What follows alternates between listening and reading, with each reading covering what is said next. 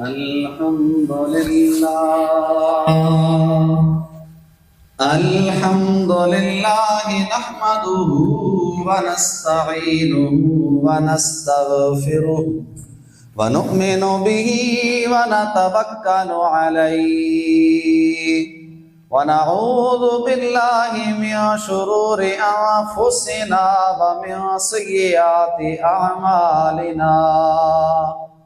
أما بعد فأعوذ بالله السميع العليم من الشيطان الرجيم.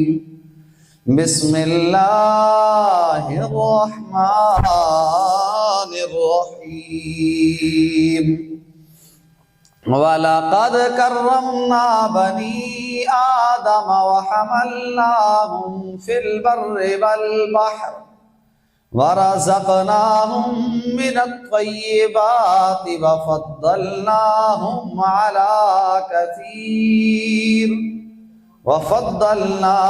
عَلَى كَثِيرٍ مِّمَّنْ خَلَقْنَا تَفْضِيلًا. آمنت بالله صدق الله مولانا العظيم. عن عبد الله بن مسعود عن النبي صلى الله عليه وآله وسلم: لا يدخل الجنة من كان في قلبه مثقال ذرة الكبر. فقال رجل: إن الرجل يحب أن يكون ثوبه حسنا ونعلة حسنة. فقال النبي صلى الله عليه وآله وسلم: إن الله جميل ويحب الجمال. الكبر بطر الحق وغمط الناس، أو كما قال عليه الصلاة والسلام. إن الله وملائكته يصلون على النبي يا أيها الذين آمنوا صلوا عليه وسلموا تسليما. اللهم صل على سيدنا ومولانا محمد وعلى آل سيدنا ومولانا محمد وبارك وسلم وصل عليه. الصلاة والسلام عليك يا سيدي يا رسول الله، وعلى آلك وأصحابك يا سيدي يا حبيب الله. الصلاة والسلام عليك يا سيدي يا نبي الله، وعلى آلك وأصحابك يا سيدي یا جد الحسن والحسین. تمام حمد اس خالق کائنات اور مالک لم یزل کے لیے، اور درود حضور سرور کائنات شفیع معظم نور مجسم جناب محمد مصطفیٰ صلی اللہ علیہ وآلہ وسلم کی ذات بابرکات کے لیے. برادران اسلام، اللہ کریم کا شکر ہے کہ ایک مرتبہ پھر حالت ایمان میں اس مالک نے اپنے حضور حاضر ہونے کا شرف عطا کیا ہے. انسان بحیثیت انسان قابل احترام ہے، یہ ہمارا آج کا موضوع ہے. کہ یہ تو ہو سکتا ہے کہ مرتبہ مختلف ہو، کہ ایک بندہ بادشاہ ہے اور ایک غلام ہے،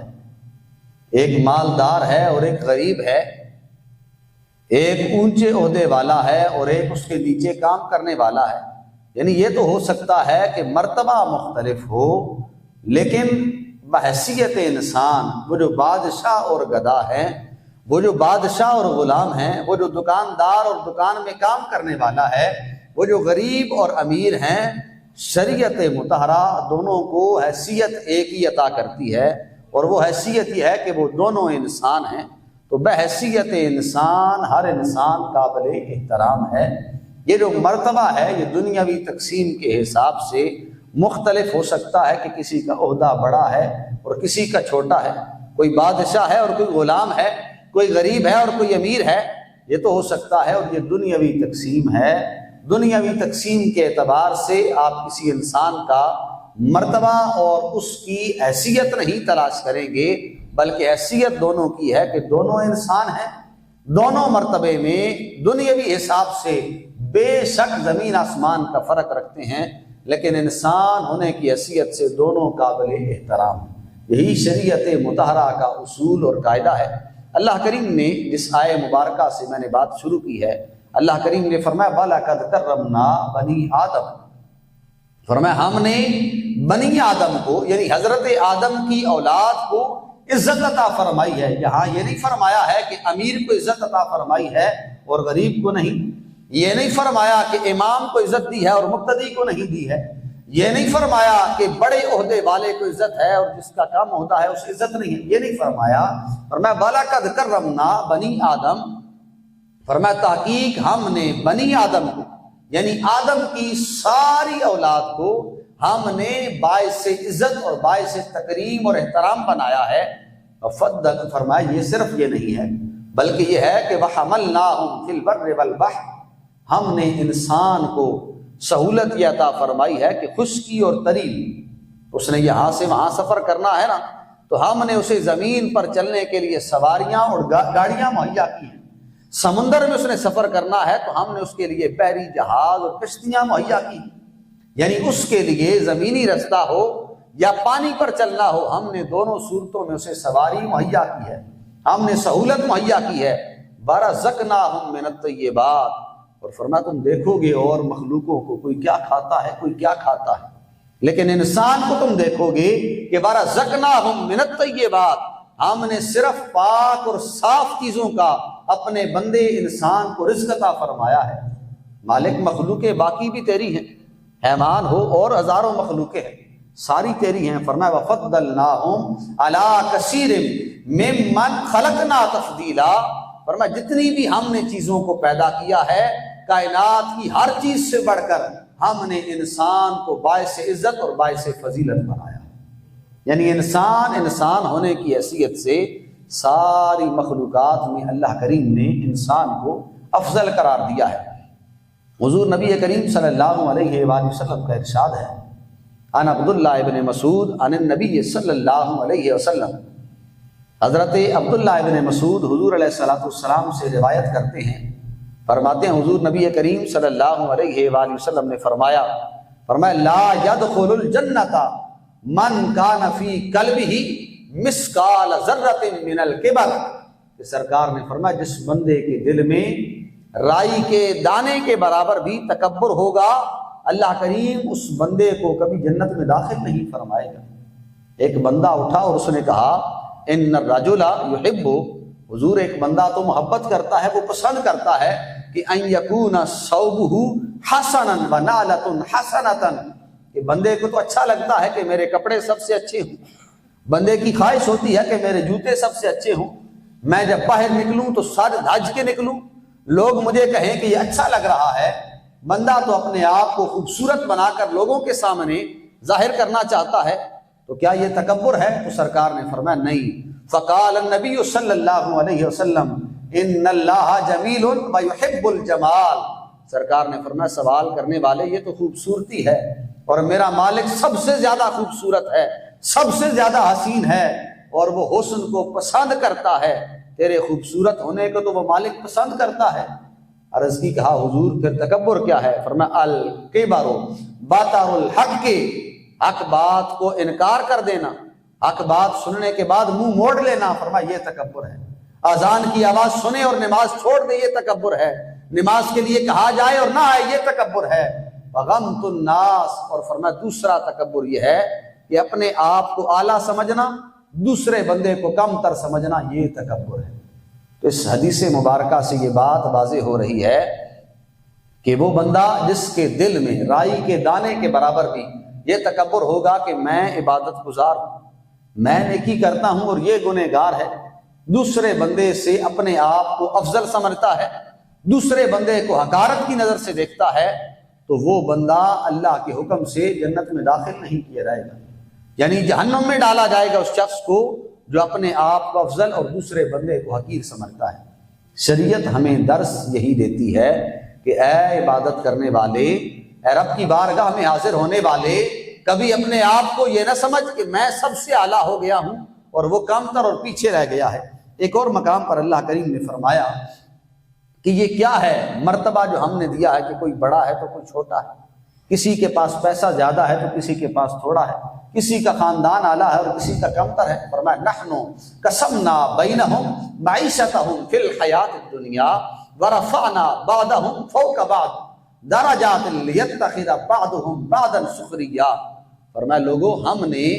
یہ تمہارے درمیان معیشت کے اعتبار سے، دنیاوی اعتبار سے تقسیم کر دی ہے کہ بعض سے بعض کو اوپر نیچے رکھا ہے، درجے بنائے ہیں۔ کیوں؟ کیونکہ تم ایک دوسرے سے تاکہ کام لے سکو۔ اب ہر بندہ مستری کا کام تو نہیں کر سکتا ہے، ایک بندہ کروڑوں روپے کا مالک ہو، زمانے کی ساری آسائشیں اسے میسر ہوں، لیکن اسے اگر مستری کا کام کروانا پڑے گا تو کسی مستری کے دروازے پہ جانا پڑے گا۔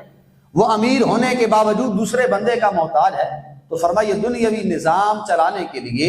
ہم نے عہدے تمہارے درمیان تقسیم کیے ہیں، ان عہدوں کے اعتبار سے ایک دوسرے کو افضل نہ سمجھا کرو۔ یہ دنیاوی اعتبار ہے، دنیاوی اعتبار سے اوپر نیچے کوئی ہو سکتا ہے۔ ایک اور مقام پر فرمایا وَهُوَ الَّذِي جَعَلَكُمْ خَلَائِفَ فِي الْأَرْضِ وَرَفَعَ بَعْضَكُمْ فَوْقَ بَعْضٍ دَرَجَاتٍ لِيَبْلُوَكُمْ فِيمَا آتَاكُمْ إِنَّ رَبَّكَ سَرِيعُ الْعِقَابِ وَإِنَّهُ لَغَفُورٌ رَحِيمٌ۔ سورہ انعام ہے، آخری آیہ مبارکہ۔ فرمایا لوگو، وہ تمہارا مالک جس نے تمہیں اپنا جانشین اور نائب بنا کر دنیا میں بھیجا ہے، کیوں؟ وہ مالک ہے، اسے کیا ضرورت ہے ہمارے نائب ہونے کی؟ لیکن اس نے انسان کو اگر اپنا نائب بنایا ہے تو فرمایا اس لیے کہ اس نے تم میں سے بعض کو بعض پر فضیلت عطا فرمائی ہے۔ کیوں؟ مالک وہ امیر ہے،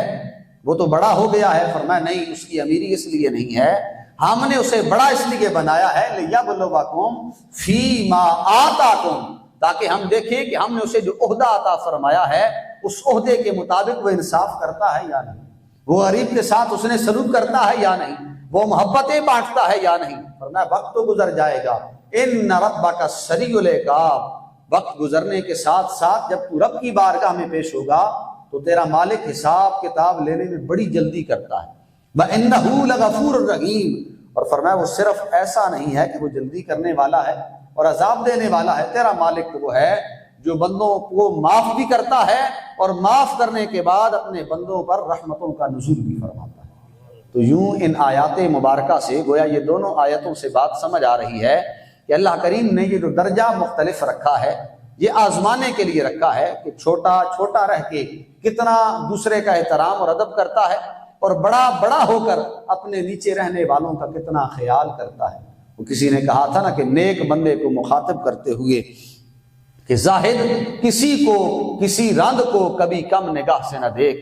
کہ زاہد کسی رند کو کبھی کم نگاہ سے نہ دیکھ، کہیں ایسا نہ ہو کہ کیا خبر اس کریم کو تو ہے یا وہ پسند، کیا پتا مالک کو تو پسند ہے یا وہ پسند ہے، تو اسے حقارت کی نظر سے دیکھ رہا ہے اور رب کو تو پسند ہی نہ ہو، رب کو وہ پسند ہو۔ اس لیے انسان بحیثیت انسان قابل احترام ہے۔ ایک مقام ایسا بھی آتا ہے کہ پھر انسان اپنا مقام کھو بیٹھتا ہے۔ اللہ کریم نے قرآن میں فرمایا من قتل نفسا بغیر نفس او فساد فی الارض فکأنما قتل الناس جميعا۔ فرمایا یہ ہمارے لیے قابل احترام اتنا ہے کہ اگر کسی کو اس نے قتل نہیں کیا ہے، فساد بھی برپا نہیں کر رہا تھا، ناحق کے اس انسان کو بھی قتل کر دیتا ہے، تو فرمایا چاہے وہ زمانے میں گنہگار ہو، چاہے زمانے میں ایک اکیلا ہو، تنے تنہا ہو، غربت کا مارا ہوا کیوں نہ ہو، تمہارے سامنے اس کا مقام کوئی نہ ہو، لیکن اسے قتل کرنے کی اجازت نہیں تھی، کوئی حکم نہیں تھا، بغیر کسی وجہ سے کسی انسان کو کسی نے قتل کر دیا ہے، فرمایا وہ سمجھے فَكَأَنَّمَا قَتَلَ النَّاسَ جَمِيعًا، اس کا یہ ایک انسان کو قتل کرنا، بے گناہ کو قتل کرنا، یہ اتنا بڑا جرم ہے کہ اللہ نے اس کی حرمت کی وجہ سے حکم لگایا ہے کہ ایک انسان کو قتل کرنا سمجھو تم نے ساری انسانیت کو قتل کر دیا ہے، اتنا بڑا گناہ تمہارے ذمے لگ گیا ہے۔ اور پھر فرمایا وَمَنْ أَحْيَاهَا فَكَأَنَّمَا أَحْيَا النَّاسَ جَمِيعًا، جو آگے بڑھا ہے اور آگے بڑھ کر پھر انسان کی عزت اور حرمت کی حفاظت کرتے ہوئے کسی کی جان بچا لیتا ہے، کسی غریب کو مرتے ہوئے کو سہارا دیتے ہوئے اس کے گھر راشن پہنچاتا ہے، کسی پیاسے کو پانی پلاتا ہے، مرنے سے کسی طرح بھی بچا لیتا ہے، وہ سمجھتا تو یہ ہے کہ میں نے ایک جان بچائی ہے، لیکن مالک نے فرمایا نہیں، اس جان کا تیرے سامنے بے شک کوئی مقام نہ ہو، لیکن رب کی بارگاہ میں اس ایک جان بچانے کا مقام یہ ہے کہ وَمَنْ أَحْيَاهَا فَكَأَنَّمَا أَحْيَا النَّاسَ جَمِيعًا، جس نے ایک مرے ہوئے انسان کو زندگی عطا کی ہے، وہ سمجھے اس نے ساری انسانیت کو محفوظ کر دیا ہے، ساری انسانیت کو زندہ کر دیا ہے۔ جو یہ آیہ مبارکہ ہمیں بتاتی ہے کہ انسان بحیثیت انسان ہر صورت قابل احترام ہے، لیکن ایک مقام ایسا آتا ہے نا، اس بات کا ذکر ہے اس آیہ مبارکہ میں کہ ایک مقام صرف ایسا آتا ہے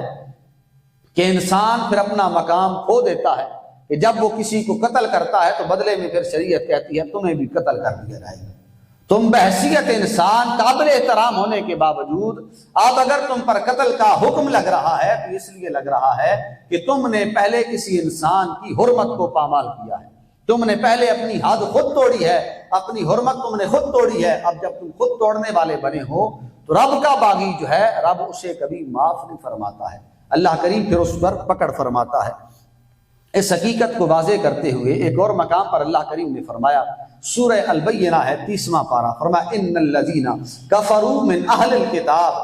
فرمایا وہ لوگ جنہوں نے اہل کتاب میں سے کفر کیا ہے، والمشرکین یا کافر ہے کسی طرح بھی مشرک ہیں، فی نار جہنم خالدین فیہا،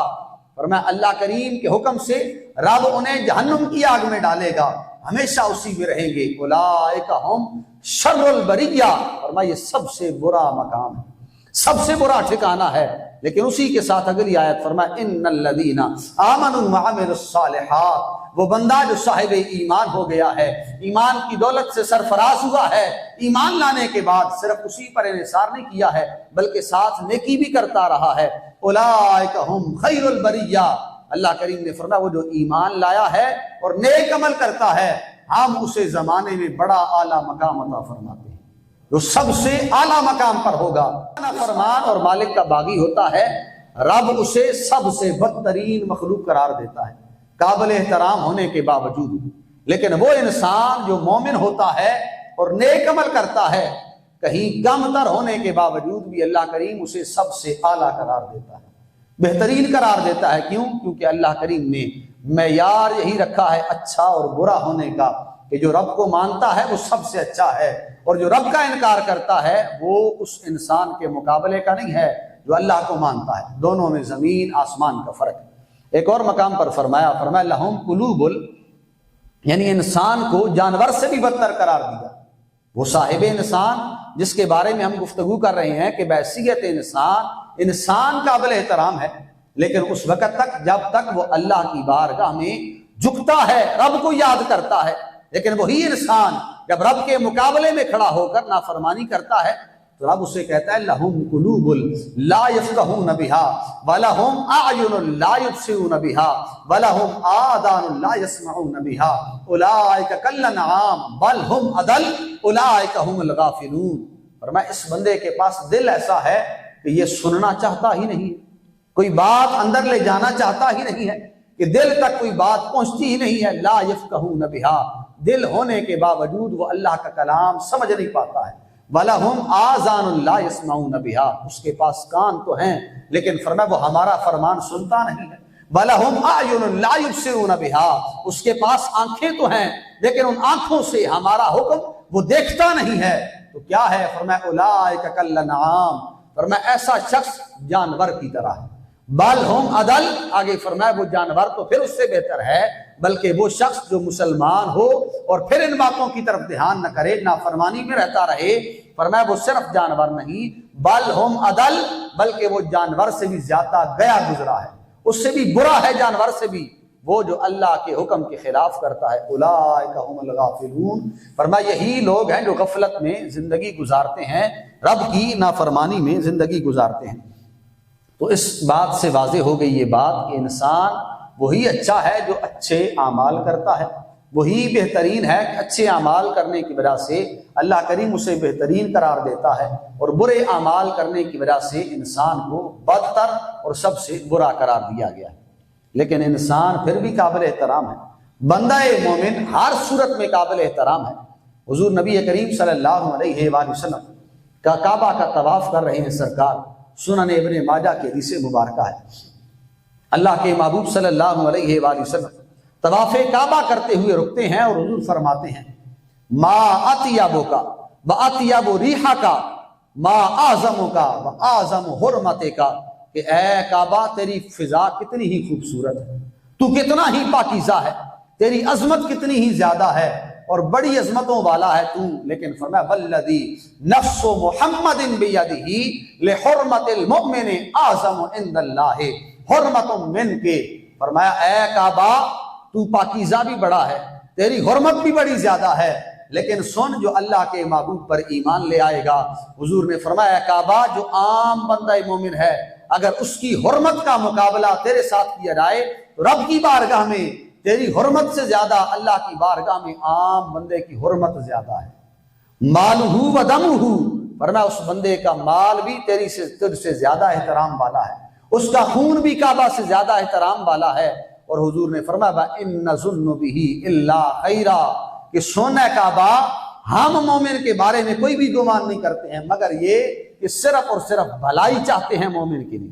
یعنی بحیثیت مومن آپ افضل ہیں کعبہ سے بھی، اور یہ حضور کا فرمان ہے، نہ ہی میری کوئی بات ہے اور نہ ہی میرا اپنا کوئی عقیدہ یا عقیدت کی بات ہے، یہ سرکار کا فرمان ہے، اور اسی فرمان پر بندہ مومن کی آنکھیں جھکی ہیں، اور یہ صحیح مبارک حدیث مبارکہ ہے ابن ماجہ کی، کہیں مسلم شریف کے الفاظ بھی اس میں موجود ہیں کہ سرکار نے فرمایا کعبہ تیری حرمت ایک عام بندہ مومن سے کم ہے، عام بندہ مومن کی حرمت اللہ کے گھر خانہ کعبہ سے افضل ہے، خانہ کعبہ سے افضل ہے عام انسان۔ وہ اقبال نے کہا تھا نا کہ فرشتوں سے بہتر ہے انسان بننا، یعنی انسان فرشتوں سے بھی افضل ہو سکتا ہے، فرشتوں سے بہتر ہے انسان بننا، مگر اس میں پڑتی ہے محنت ذرا زیادہ،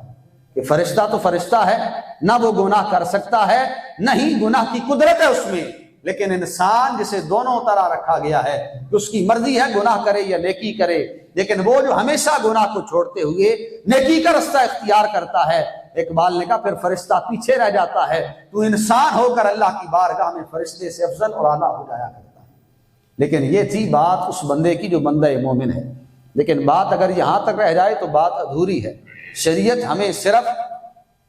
مومن کی حرمت یا بندہ مومن کے ساتھ اس نے سلوک کرنے کا حکم نہیں دیتی ہے، بحیثیت انسان ہمارا موضوع ہے، بحیثیت انسان، انسان قابل احترام ہے، اب غیر مسلم بھی ہو تو انسان تو وہ بھی ہے۔ تو شریعت مطہرہ اور اللہ کریم کا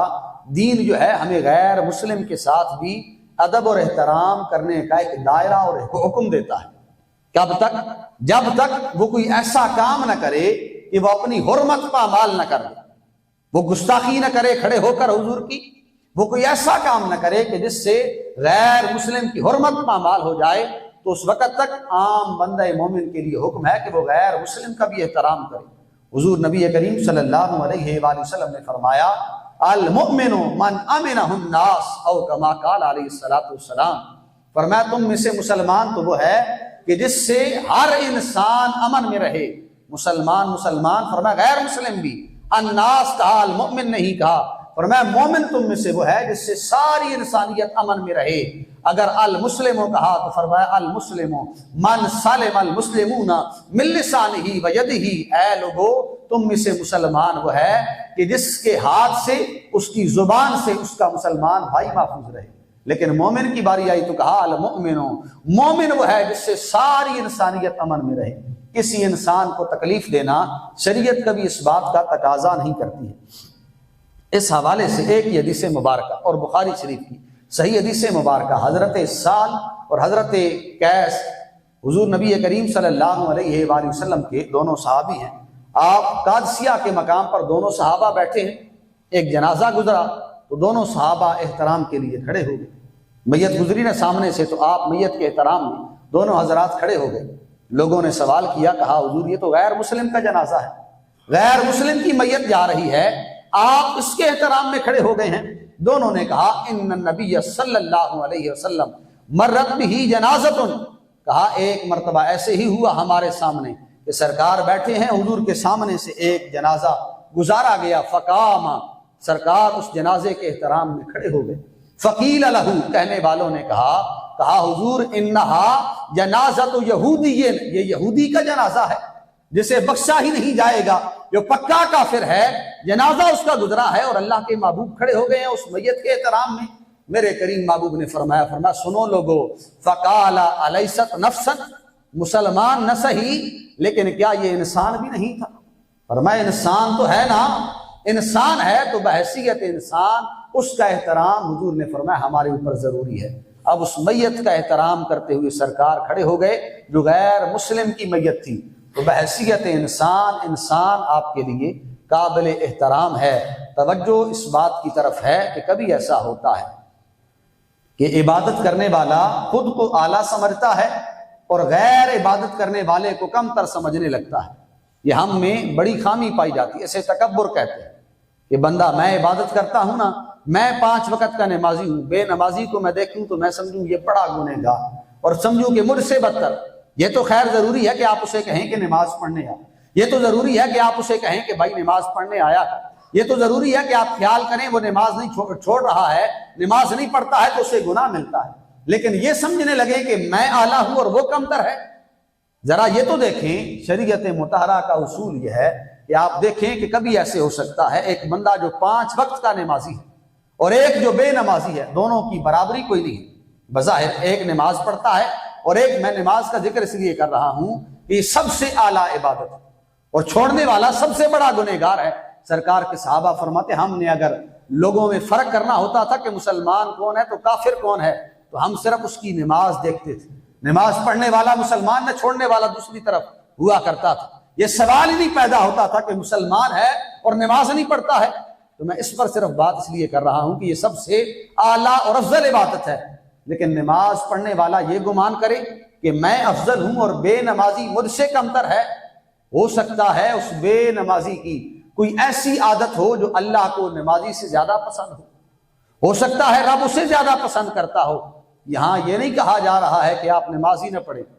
یہاں اس بندے کو حوصلہ نہیں دیا جا رہا ہے کہ جو بے نمازی ہے کہ ٹھیک ہے تمہارا آپ کی بارگاہ میں افضل ہو سکتا ہے, حوصلہ نہیں دیا جا رہا ہے. یہاں عبادت کرنے والے کو ترغیب دی جا رہی ہے کہ اے صاحب اگر عبادت کرنے آتا ہے تو اپنی عبادتوں کو محفوظ بھی کر, اگر نیکی کرنے آتا ہے تو اس نیکی کو بچانے والا بھی بن. وہ نیکی بچے گی تب جب تم دوسرے لوگوں کو بھی احترام کی نظر سے دیکھے گا. خود کو اعلیٰ سمجھتا ہے, دوسروں کو کم تر. وہ شیخ سعدی اپنے باپ کے ساتھ جا رہے تھے صبح فجر کی نماز پڑھ کے, آپ کہتے ہیں ہم باہر نکلے نا تو مسجد کے ساتھ جھونپڑیاں تھیں, لوگ سو رہے تھے. میں نے ابا جی کو کہا ابا جی ہم صبح سے آئے ہوئے ہیں اور یہ ابھی تک سوئے ہوئے ہیں. ابا جی نے کہا اے سعدی اگر نہیں آنا تھا, ان کے لیے آنا تھا تو نہ آتا.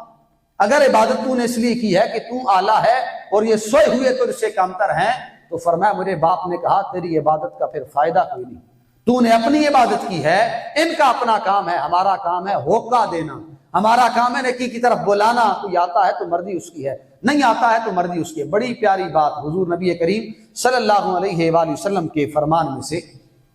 حضرت موسیٰ علیہ السلام کی طرف اللہ کریم نے حضرت موسیٰ علیہ السلام کی طرف وحی فرمائی اور فرمایا موسیٰ اپنی قوم میں سے جو سب سے زیادہ اعلیٰ ہے نا عبادت کے اعتبار سے, اسے ہمارے سامنے پیش کیا جائے. حضرت موسیٰ علیہ السلام نے تلاش کیا